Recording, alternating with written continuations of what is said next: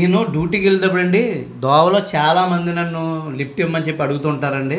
ఎంతమంది లిఫ్ట్ అడిగిన నేను ఇవ్వనన్నమాట. నాకు ఇష్టం ఉండదు. ఎందుకనంటే దానికి ఒక బలమైన కారణం ఉంది.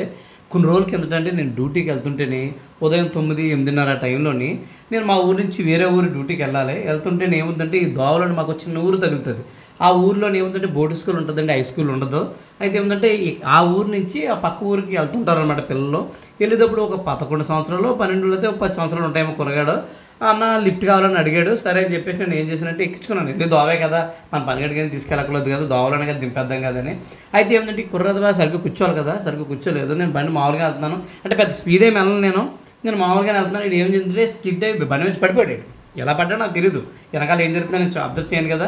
పడిపోగానే ఆడికి కాలు చేతులు కొట్టుకొని ఏడ్చేస్తున్నాడు విపరీతంగానే. అయ్యి అమ్మ ఇదేట్రా బాబు లేని పొంది తలకప్పుడు వచ్చిందని చెప్పేసి నేను ఏంటంటే వెంటనే అక్కడ ఆర్ఎంపీ డాక్టర్ గారు ఉంటే ఆయన దగ్గర తీసుకెళ్ళి వెంటనే కొత్త ఇండేషన్ చేంజ్ చేసి టీటీ ఇండేషన్ కొత్త ఆయింట్మెంట్ కాళ్ళు గట్ట కొట్టుకుపోయినాయి కదా వాటికి పామేసేసి సరే ఇంకెందుకులే అన్న ఇంటికి దిగబెట్టాను అన్నాడు. సరే అని చెప్పేసి ఇంటికి తీసుకెళ్ళాను. ఇంటికి తీసుకెళ్ళగానే అక్కడ ఏం కుర్రని చూసారు వాళ్ళు. ఏంటి అని అడిగి చెప్పాను నేను ఇలా జరిగిందని. ఫుల్ క్లాస్ నాకు అసలు కుర్రని ఎందుకు బండి ఎక్కుతుంటే అడిగాడు. అందుకే ఎక్కించుకున్నాను. ఆడే పడ్డాడని నాకు తెలియదు. వెనకాల బండి మీద వెనకాల కూర్చున్నాడు కదని నేను చాలా సబ్జెక్ట్స్ చూశాను. నన్ను మాత్రం వాళ్ళు వేసుకున్నారు.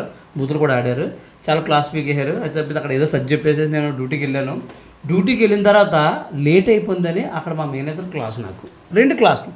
అప్పుడు అనిపించింది ఏంట్రా బాబు ఏదో పుణ్యానికి లిఫ్ట్ ఇస్తే ఈ కర్మ అని. ఇప్పుడు పుణ్యానికి లిఫ్ట్ ఇవ్వడం వల్ల నాకు డ్యూటీ లేటు, మేనేజర్తో డబ్బులు, ఈ లిఫ్ట్ ఇవ్వడం వల్ల కుర్రోళ్ళు అమ్మ బాబు నన్ను ఫుల్ క్లాస్ పీకేశారు. ఇదోటి. అలా కాకుండా డాక్టర్ దగ్గరికి వెళ్తే అక్కడ 100 రూపాయలు లాస్, మనకు 100 రూపాయలు పైన ఉంది. ఇప్పుడు ఇచ్చి ఎంత ఒక లిఫ్ట్ ఇవ్వడం వల్ల ఎన్ని అనార్థాలు జరిగినాయి చూసారు కదా.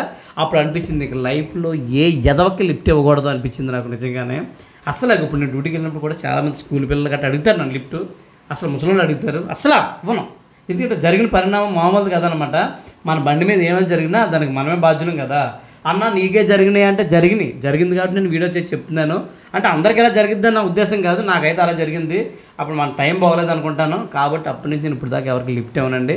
నేనైతే మాకు చేయట్లేదు సరే మామూలు బండి రేట్ చేసి వెళ్ళిపోతాను తప్ప లిఫ్ట్ ఇవ్వను అనమాట. వీడియో ఇంతేనమాట అండి. ఈ వీడియో మీ ఫ్రెండ్స్ అంతా షేర్ చేయండి, వాళ్ళకి కూడా ఈ విషయం తెలుస్తుంది.